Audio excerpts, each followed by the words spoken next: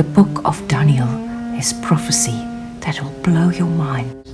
Daniel and his 3 friends have prophetic names. There is prophecy in the book of Daniel, we all know that. The book has got a prophetic name itself, because Daniel is derived from the word Dan, and it means judgment.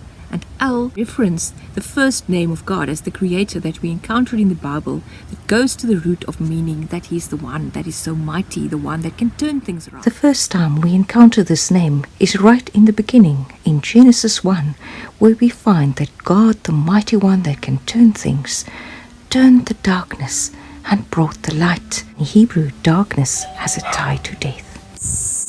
The book Daniel is prophetic, we all know that. There is incredible prophecy in Daniel and his 3 friends. God is giving us a divine message therein. Friends in Hebrew ties with associates. In other words, Daniel is associated with those 3. And in their names they run a message. You must hear this. The book Daniel itself, in its name, is already a prophecy. First we have to stand still by that name, Daniel. In Daniel you can hear Dan and El, and together a message is given you. Because Dan with judgment, El reference the name of God, which ties to his might. We find that name active in Genesis 1, where we find that God is the mighty one, mighty enough to turn things around. He's mighty enough to turn the darkness, and darkness in Hebrew ties with death. Remember how God has turned the darkness to bring the light. God has the ability to turn the death in his judgment. How can this be that God can turn the death? How can he turn the death verdict to us? If we one day stand before the throne of God, before his judgment, being guilty, and the punishment for sin is death, how can it be that God turned that away from us and still remain true to himself? That is the predicament we all face.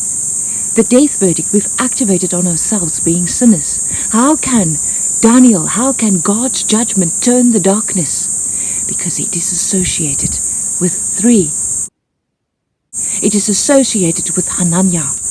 In Hanan, ties with grace. The grace of Yah.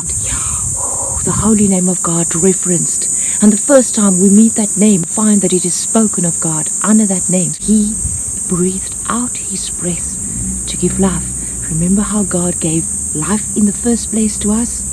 By his breath. And this is fulfilled in Jesus, who did bow down, who did stoop down into his death, breathing out his breath, Hananiah, to give grace. And that is associated with Daniel, the judgment of God in his might to turn. He turns the darkness. As he is Mishael, the one who is like God.